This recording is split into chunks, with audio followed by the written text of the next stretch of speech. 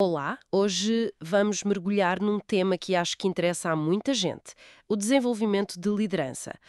Mas não como algo que se atinge e pronto, acabou. Exato. Mais como um caminho, uma viagem que nunca termina, né? Isso mesmo. E vamos usar como base uns excertos de um guia chamado Desenvolvendo Habilidades de Liderança. Uma jornada de crescimento. Um bom ponto de partida. A nossa ideia aqui, então, é tentar perceber juntos quais são os passos essenciais, os princípios mais fortes que este material sugere para alguém que se tornar um líder que inspira, que faz a diferença. Certo. Extrair o sumo da coisa. Ok, vamos lá desembrulhar isto.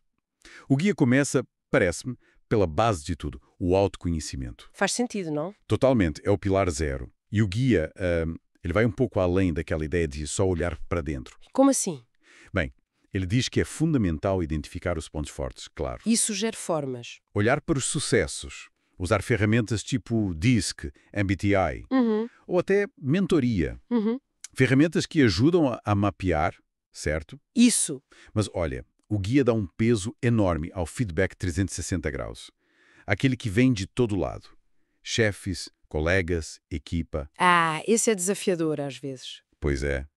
Mas o ponto-chave, segundo o guia, está nas diferenças, na discrepância entre como a gente se vê e como os outros nos veem. É aí que costumam estar os pontos cegos. Faz todo sentido. Essa diferença de perspectiva é uau.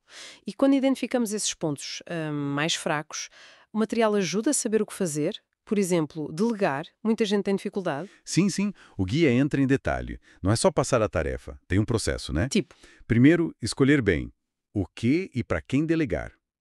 Depois, definir as expectativas de forma super clara. Oferecer o suporte necessário, mas sem ficar em cima. Imagine. sem microgerir. Exatamente. E, fundamental, o feedback. Tem que haver um ciclo. E o mesmo vale para outras coisas, tipo comunicação deficiente ou falta de empatia. São vistas como habilidades a treinar. Treinar como? Com prática. E isso. Praticar assertividade na comunicação, por exemplo, e a empatia, praticar a escuta ativa conscientemente. Falando em empatia e autoconsciência, isso já nos leva para a inteligência emocional, não é? E os valores. Como é que o guia liga isto ao dia a dia do líder? Liga diretamente à equipa. A proposta é interessante. Definir os valores, não sozinho, mas a perguntar: o que é que a minha equipa precisa de mim agora? Uma abordagem diferente. Pois. E esses valores têm que ser postos à prova, vividos na prática e ajustados se for preciso. É algo vivo, dinâmico. E tudo isto, claro, alinhado com a inteligência emocional. Conhecer-se, gerir-se, perceber os outros, a empatia e gerir as relações. Tem entendido? E com essa base de autoconhecimento, valores alinhados, a comunicação ganha ainda mais peso, certo? O que é que o guia considera mesmo essencial na comunicação de um líder? Olha, destaca duas coisas principais. Ter uma visão clara e saber comunicá-la de um jeito que inspira.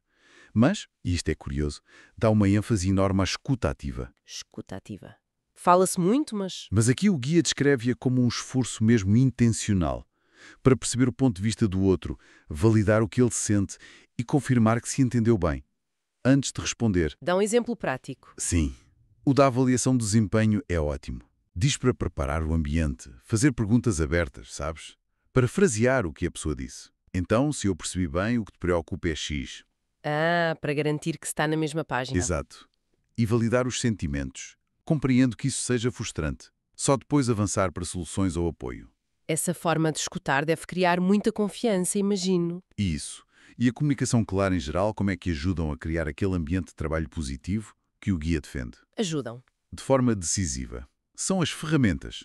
A escuta ativa, a comunicação transparente sobre metas, sobre mudanças e, muito importante, o feedback construtivo. Feedback construtivo, aquele que ajuda a crescer, não é? Exatamente. O guia até sugere um modelo, o SBI, situação, comportamento, impacto. Para ser objetivo, direto ao ponto, mas de forma respeitosa. São estas coisas que constroem relações fortes. E relações fortes levam a um bom ambiente. É a base. Um ambiente com respeito, onde as pessoas se sentam incluídas, conseguem equilibrar a vida e sentem que podem crescer ali. O material também fala um pouco de motivação e de liderar pelo exemplo, certo? Exatamente. Fala, sim. Toca em pontos como o reconhecimento, as recompensas, os desafios. Como formas de motivar. Mas sublinha algo. Nada disto funciona se o líder não der o exemplo. A velha máxima do faz o que eu digo, não faças o que eu faço, não funciona. De todo. A ética, a dedicação, assumir a responsabilidade, principalmente nos maus momentos, a coerência é tudo. E rapidamente menciona gestão de conflitos e aprendizagem contínua. Menciona. A gestão de conflitos aparece como uma consequência da boa comunicação e da negociação. E a aprendizagem contínua está em todo lado. A ideia de que liderança não é um cargo, é um desenvolvimento constante. Alimentado por cursos, mentoria, leituras. E, principalmente, pela reflexão sobre o que se faz no dia a dia. Ok. Então, se tivéssemos que tirar uma mensagem central destes certos, qual seria? Bem, acho que a mensagem principal é que liderança eficaz não é uma receita de bolo, não são truques. É uma mistura complexa e que está sempre a evoluir de autoconhecimento profundo, comunicação com empatia e estratégia, ter uma visão clara e um compromisso real com a equipa e com a ética. É mesmo uma jornada. Não um destino final. Exatamente. Então fica aqui uma reflexão final, a partir disto tudo. Qual seria o primeiro passo prático, mesmo pequeno, que alguém poderia dar já hoje para melhorar uma destas áreas?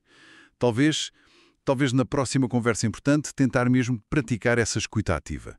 Focar em entender primeiro, antes de saltar para a resposta. Podia ser um bom começo, sem dúvida. Um pequeno passo nessa jornada.